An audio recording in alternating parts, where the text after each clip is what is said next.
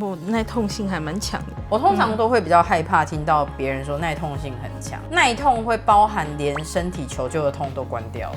嘿，对我有点这种倾向，身体有问题的话，通常都已经很严重了。之前就是子宫内膜异位症，卵巢已经跟肠子粘在一起，对，所以是变重度。妈妈，我觉得你真的是乐观的，就是虽然说你很累，可是你的沙啊，其实算蛮容易就出来了，而且你的沙是走线型的，那我们通常像这种线型的啊，通常这个人会很正，是很内外一致，不会太拐弯抹角。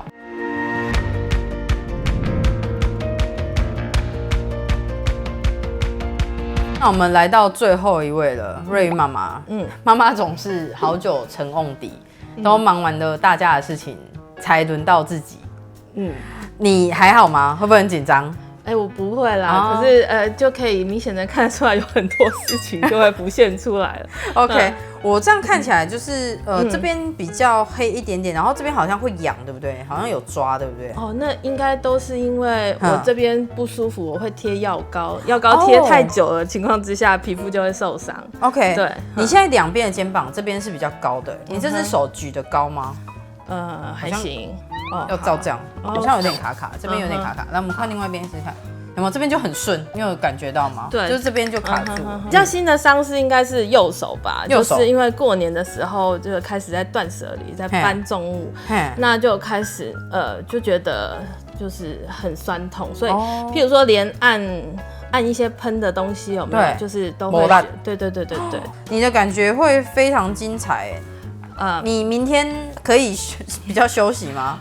明天有课。好，那我要开始喽。你也是超级无敌胀的，相对不好出痧哦。太痛一样告诉我哈。我耐痛性还蛮强的。好，我通常都会比较害怕听到别人说耐痛性很强，因为有的时候是耐痛会包含连身体求救的痛都关掉了。嘿，对我有点这种倾向，所以其实如果真的身体有问题的话，通常都已经很严重了。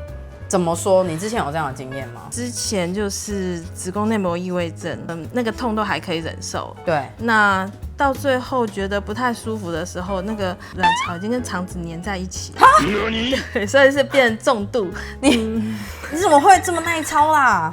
你们家是痛觉神经本身都特别的不一样吗？我觉得这好像不是乐观欸。你从小跌倒会痛吗？会，可是还蛮能忍的啊。那你的其他姐妹呢？她们也是很能忍吗？她们就会比较敏感一点。那会不会是因为别人都在叫，所以你会一直告诉自己不能叫？很有可能，比较好强，对不对？我觉得这不是好强有的时候比较是不得不一般人不会无缘无故的好强。如果我今天可以示弱，我今天可以躺着，我干嘛要坐着跟站着？懂。所以你小时候就是一个扛事情的。除了扛事情以外，你是你们家算相对很优秀的小孩？敢说优秀啦，就是比较会读书，这样好不好？简单一点就比较会读书。嘿，对。哇，所以你小时候你所感受到的，你觉得你比其他人还要来多承受一点什么呢？期待吧，就是期待，对，就是会希望你有好一点的成就，全新的希望。那种感觉，那个年代当然就是念书为主，所以就会觉得说，看可不可以念到比较高一点的学历啊，或者是工作会比较顺利一点。你也算不负众望吧？也到了应该是 PhD 嘛，对不对？就是博士，然后之后也当了教授，这样在大学里面教书。我先帮你涂一点舒压油哦，就是我觉得压力确实蛮大的，所以你这样子一路被这样期待下来，一直到现在，你有没有对你自己的期待呢？对自己的期待啊，就是一直都是努力成为大人眼中的完美小孩。对自己的期待啊，就是觉得可以把家庭顾好，工作顾好，生活可以顺顺的这样过去，可以睡饱。对，每天可以睡饱就很开心了，吃饱睡饱这样。所以反而好像瑞宇的到来，有让你重新就是理解人生真正重要的事情。对，就比较会放慢角度，可以用不同的角度去审视什么叫做成功，或者什么叫做好这件事情。不一定是世俗上觉得好这件事情是好，就是自己觉得开心满足这件事情还蛮重要的。你可以比较平凡，然后安稳的过好每一天的生活。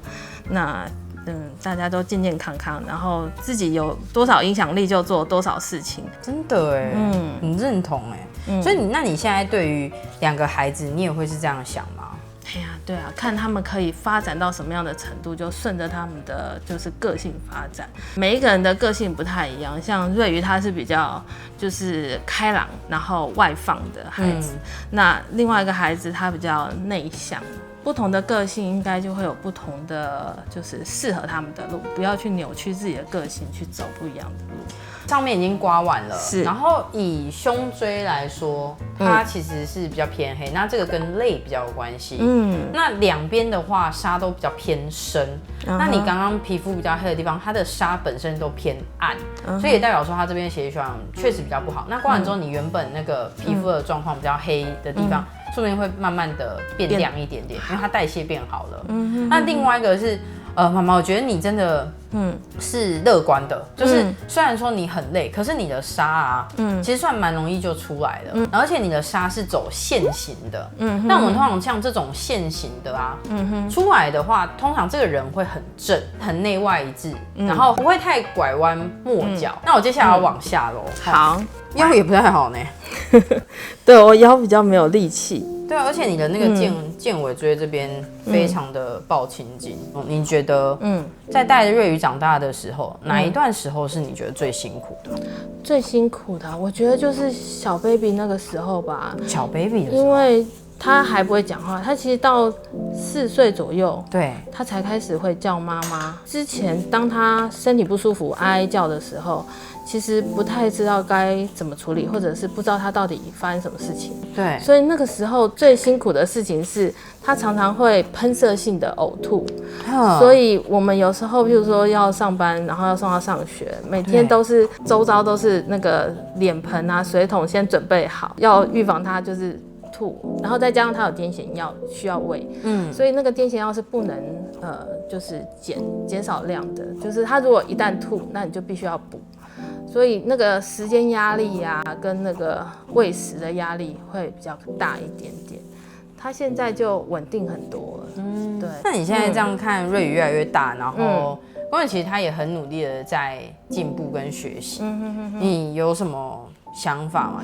我觉得每一个阶段都有不同的担心因为小时候其实那时候就想说，看可不可以养到3岁，或者养到3岁的时候就看可不可以再养到6岁。他大概每3年都会有一个大手术，不是动脑，然后就是有点状况，脑出血或者是脚啊这些事情，所以其实就是会觉得反正就是把握当下，就是每一天就是认真把它过好，其实我们就还蛮知足的。对，你以前也是这样子的人吗？对，你还记得你没有结婚的那个时候吗？我没有结婚的那个时候啊，对。其实好像被同学们叫说我是阿桑了，就是负责家里的生活用品的采买啊，或者是对我就还蛮居家型的。我妈比较早去世。什么时候？在我30岁的时候了。你30岁的时候？我妈妈她是比较不会处理那个食物的，因为她小时候在就是大户人家就生活，所以大户人家指的是多大户啊？我妈妈家他们有25个兄弟姐妹耶。25个怎么生啊？是同一个阿公，然后有一个妈妈生了好像就是生了15个。我的外婆，我的亲外婆生了10个，25个，对，太惊人啦！阿公也很厉害，阿公做什么工作啊？我阿公是医生。医生超会生，非常好。那台湾的未来医生们，大家加油！因为我腰已经刮完了，我先看一下腰。那以腰来讲的话呢，其实刮不太出来，腰这边比较凹，可能跟之前怀孕的关系，就是肚子挺出去有关。但是整体来讲，其实刮不太出来，所以代表说你在坐着的时候的那种张力感其实很重，然后再来是你可能要长一点起来走动一下。那我们刚刚后面处理完之后，我们接下来一样要到前面来了。刚刚呢提到就是医生很会生，生了25个，最大跟最小差几岁？哇，这不可考哦，不可。亲戚多到不可考 ，OK， 对，好，因为我妈妈算第13个女儿，所以我妈跟她的哥哥们就是有一点差距。就是小时候我们过年的时候看到就是年纪比较长的，我们会不知道该叫他舅舅还是该叫他哥哥。对呀，对，没错，因为就是哥哥看起来就是比妈妈还要大一点点。哇，那这么大家子，因为我自己没有那么大的家族啦。那一般来讲，在这么大家族长大会有什么特别不一样的地方吗？优点就是，真的资源还蛮多的。资源，就是譬如说，你现在身体不舒服要找医生，有医生。25个总会再有一个医生，对，或者是就是哪个学科不懂的话，会有人可以就是询问，刚好有一个老师，对，就资源蛮多的。在学校也会遇到啊，就舅妈就是老师啊，表姐就是老师啊的这样的状况，就不可以做坏事。譬如说，小时候很爱吃，有没有去上个课，然后回来的时候就买个百吉棒棒冰在那边吃。哇，我妈就知道了，因为我妈立刻就接到电话，我舅舅打电话跟我妈说，你女儿在边走边吃。边走边吃不行吗？然后有阿姨就跟我妈说，不是，我刚刚看到她在吃面，然后就吃面。我妈一回来就说，你刚刚又吃热的又吃冷的，你不会拉肚子吗？对，好好笑。所以还没回到家的时候，那通知都到了，就是有阿姨遇到我，也有舅舅看到我。天哪！那他们也都繁衍了很多子孙吗？是。也是都有。如果25个，另一半就50个了，对不对？好，然后25个，如果一个人生2个，那一样再50个，50加50，哇，那就100了哎。那100的话，一个人就是过年10个人一桌，你们家要10桌哎。对，不止啊，不止，对，真的有聚集的那个时候是不止。我好像在看一个台湾连续剧的概念。我觉得不会，因为我妈妈跟舅舅们的感情都蛮好的，他们就是把妈妈当做自己的小孩这样子在照顾。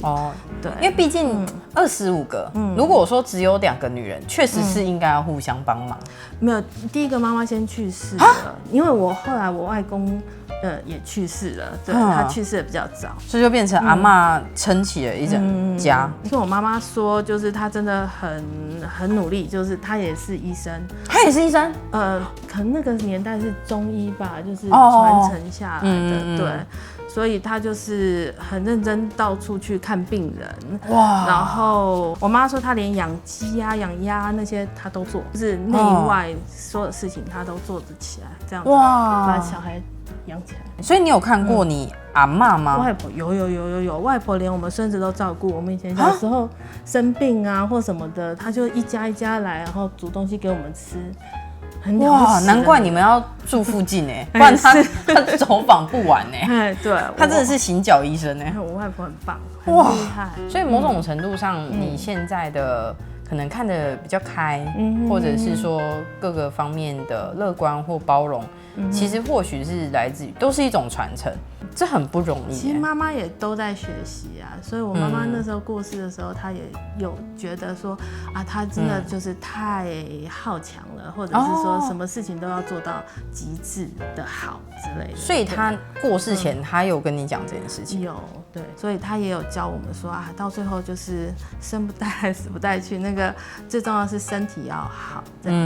没错，身体要好。所以今天我来刮痧了。是。那我们在痧的部分啊，这边因为内衣肩带的关系，所以黑珠痧比较多。然后接下来前胸，你这边2排满满的痧，但是痧比较偏红色，所以然后这边是比较偏心肺，所以它会偏急躁，就是你在赶每一个行程，我觉得无可厚非啦。然后接下来在前胸这边一样是比较凹，一开始刮的时候其实有一点黑，你跟瑞宇一样，这边都蛮痛的哦。只是我刚刚想说，你真的很能忍哎，他还可以把故事讲完。那这边的话一样好好推痧，那这样就好了。这边刮完之后吸气应该会吸得比较深。你可以试试看。我再帮你涂一点舒压油。好。那会整个把压力宣泄。也感谢瑞玉妈妈，然后还有刚刚爸爸，对不对？阿公，然后还有瑞宇，我觉得有很多身体的故事，或者是有很多人生的经验的分享，但最重要的还是身体健康。对，没错。那我们就感谢瑞玉妈妈，谢谢。然后也希望就是观看的大家，就是如果说你今天很想要表达你对妈妈或者是爸爸的爱，或者是你对小朋友的爱，其实也都可以透过刮痧，然后透过刮痧盘把它刮得红红热热的，让他可以感受到一种温暖，然后让身体放松下来之后，或许很多东西的想法就会不一样了。那我们就下次再见喽，谢谢大家，拜拜，拜拜。Hello， 大家好，我是慧君。假设说你看完了之后，你很好奇你自己的痧图如何，那我们台湾北中南都有据点，那欢迎大家可以来找我们刮痧，来学刮痧，或者是购买刮痧器具，一起刮痧护家，用爱刮痧哦。